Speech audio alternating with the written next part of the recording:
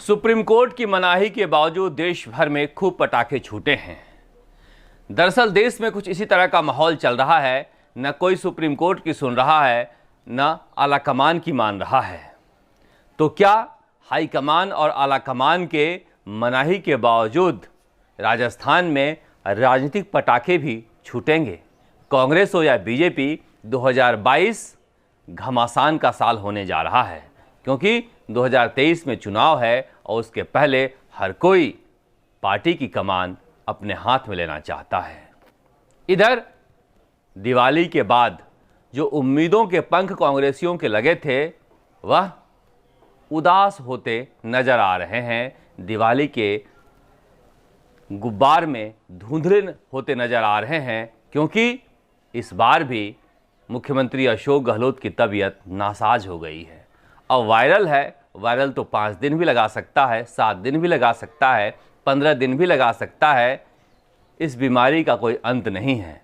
तो क्या यह राजनीतिक बीमारी है या वाकई हमारे मुख्यमंत्री अशोक गहलोत लगातार बीमार रहने लगे हैं?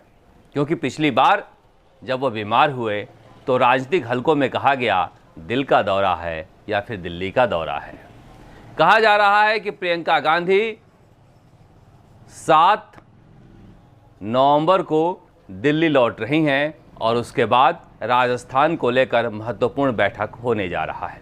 इससे पहले मुख्यमंत्री अशोक गहलोत की तबीयत खराब होना कई तरह के संदेश दे गए, मगर यह भी कहा जा रहा है कि इस बार कांग्रेस आलाकमान आर या पार के मूड में है। कोई सुनवाई नहीं होगी और जल्दी ही मुख्यमंत्री अशोक गहलोत को दिल्ली बुलाकर बैठक की जाएगी और उसमें सब कुछ तय होगा। मगर इतनी आसानी से तय होने वाला नहीं है, क्योंकि उपचुनाव में जीत के बाद मुख्यमंत्री अशोक गहलोत से मिलकर लौटे राज्य मंत्री अशोक चांदना ने कहा है कि अब मैं कैबिनेट मंत्री बनने जा रहा हूं। यानी मुख्यमंत्री अशोक गहलोत पहले से बताने शुरू कर दिए हैं कि किस किस को मैं कैबिनेट मंत्री बना रहा हूं। तो क्या सचिन पायलट के बरक्स एक गुजर नेता खड़ा करने की कोशिश हो रही है? हालांकि सचिन पायलट जातिगत बंधनों में नहीं बंधे हुए हैं, मगर इसके बावजूद राजनीतिक चश्मे से कांग्रेस के सत्ता में बैठे हुए लोग उन्हें जातिगत आधार वाले नेता देखते हैं।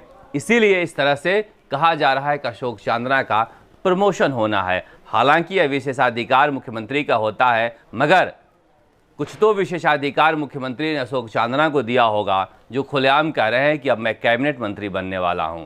वैसे बहुत सारे लोगों को सचिन पायलट ने भी कह रखा है। अब उनमें से किसका किसका क्या होता है, यह देखना दिलचस्प होगा। रमेश मीणा और मुरारी लाल मीणा, ये दोनों ही मंत्री बनना चाहते हैं और दोनों को मंत्री बनाना चाहते हैं सचिन पायलट। दीपेंद्र सिंह शेखावत और हेमाराम चौधरी, यह भी दोनों मंत्री बनना चाहते हैं। हालांकि दीपेंद्र सिंह शेखावत को लेकर हो सकता है कि मुख्यमंत्री अशोक गहलोत को रिजर्वेशन हो, मगर सचिन पायलट चाहते हैं। हेमाराम चौधरी का मैदान साफ हो सकता है, क्योंकि हरीश चौधरी अब पंजाब रहने लगे हैं। ट्रक में सामान लादकर पंजाब ले गए हैं। अब आएंगे जाएंगे भी तो हेलीकॉप्टर से रुतबा बढ़ गया है। हालांकि मुख्यमंत्री अशोक गहलोत की नज़र बाड़मेर में भी है, क्योंकि मुख्यमंत्री के उम्मीदवार वहां भी तैयार हो रहे हैं। हरीश चौधरी पंजाब जिताकर दावेदारी मजबूत करना चाहते हैं। इसी तरह से कई लोग हैं जिनकी नज़रें मंत्रिमंडल में गड़ी हुई है। अब राजकुमार शर्मा की नज़र भी गड़ी हुई है। वह सोच रहे हैं कि रघु शर्मा गुजरात चले गए हैं प्रभारी बनकर, एक ब्राह्मण सीट खाली हो रहा है और स्वास्थ्य महकमे का पुराना अनुभव है, इसलिए स्वास्थ्य मंत्री बन जाएं। मगर महेश जोशी भी लाइन में लगे हुए हैं। महेश जोशी को लग रहा है कि बहुत पसीना बहाया है, हो सकता है इस बार नंबर आ जाए।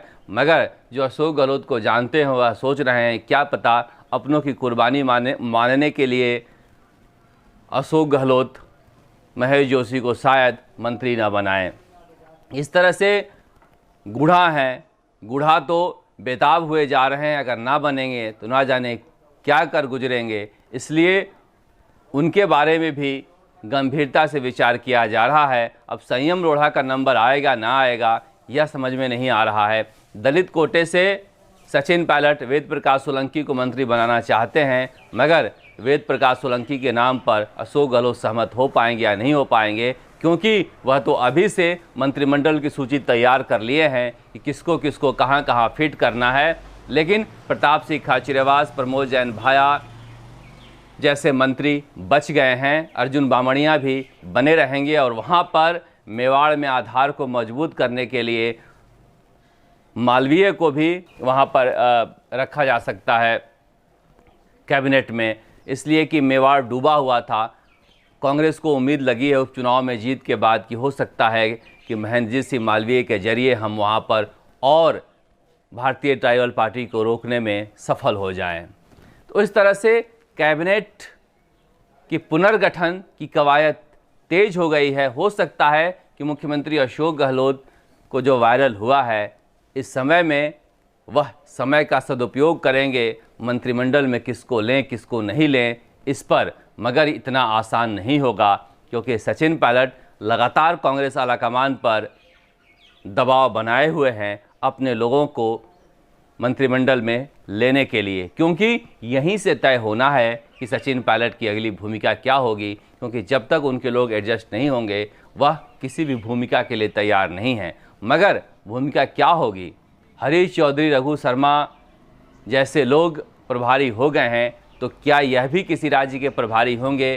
क्या इनको भी इसी पंक्ति में खड़ा किया जाएगा? इसको लेकर भी सस्पेंस है। लेकिन सचिन पायलट चाह रहे हैं कि वह राजस्थान में रहें। अब किस पद पर रहें, सरकार में रहें, पार्टी में रहें, या फिर नवजोत सिद्धू की तरह पार्टी और सरकार से दूर रहकर राजस्थान में सक्रिय रहें और आखिरी मौके पर दावेदारी करें। इसलिए बहुत कुछ राजस्थान की राजनीति में होना बाकी है। उधर बीजेपी में भी बड़ा घमासान है। इस बार वसुंधरा खेमा ने तय कर लिया है कि अगर जिम्मेदारी तय नहीं होती है तो खुलकर मैदान में आ जाएंगे। 2 साल का वक्त है, अब नहीं आए तो कभी नहीं आ पाएंगे। सतीश पूनिया ने भी मन बना लिया है कि बहुत हुआ, अब शिशुपाल का वध हो जाना चाहिए, कब तक हम साजिशों से हराए जाते रहेंगे। इसलिए दोनों ही पक्ष तैयारियों के साथ बीजेपी हाईकमान के दरबार में जाने की तैयारी में लगा हुआ है।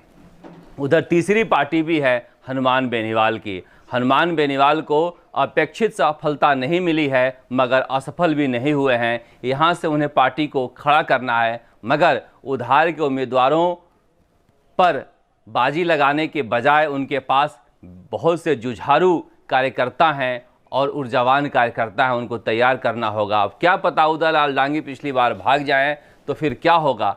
इसलिए समर्पित कार्यकर्ताओं की एक टीम हनुमान बेनीवाल को बनानी होगी। हर वक्त आखिरी मौके पर ये मैदान में उतरते हैं और दूसरे पार्टी के उम्मीदवार को टिकट नहीं मिला होता है, उसको टिकट दे देते हैं। ऐसे पार्टी का आधार नहीं बनेगा।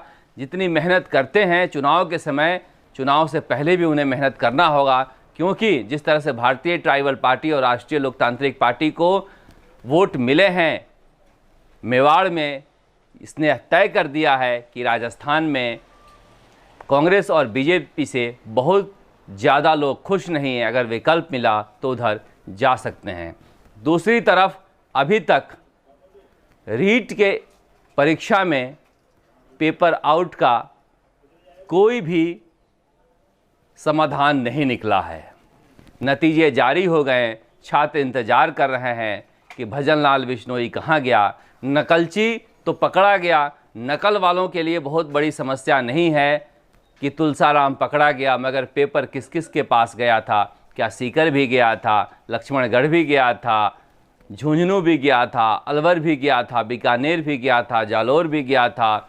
इन चीज़ों को लेकर बहुत सारी चीज़ें सोशल मीडिया में चल रही है। अगर सरकार इस पर साफ नज़र नहीं आती है तो सरकार के लिए मुश्किल होगा। चाहे कितनी भी भर्तियां आप निकाल दें, जो जख्म पेपर आउट ने दिया है रीट के छात्रों को, वह इतनी आसानी से दूर होने वाला नहीं है। इसलिए सरकार को चाहिए कि जल्दी से जल्दी इस मामले में पाक साफ दिखे, वरना जनता साफ कर देगी। दूसरी तरफ केंद्र सरकार ने पेट्रोल और डीजल पर टैक्स घटा के राहत दी आम जनता को। अब राजस्थान सरकार के ऊपर जिम्मेदारी है कि राहत दे, क्योंकि पेट्रोल और डीजल की कीमतें राजस्थान में देश में सबसे ज़्यादा जिन राज्यों में हैं उनमें से एक है, और राजस्थान के लोग पहले ही बेरोज़गारी में देश में दूसरे नंबर पे हैं, महंगाई में भी अगर पहले दूसरे नंबर पर होंगे तो फिर जनता कैसे जिएगी। बीजेपी के घर के झगड़े का फ़ायदा उठाकर जीत लेने से यह तय नहीं होता कि सरकार का कामकाज अच्छा है और जनता खुश है। राजस्थान तक के लिए जयपुर से शरद कुमार।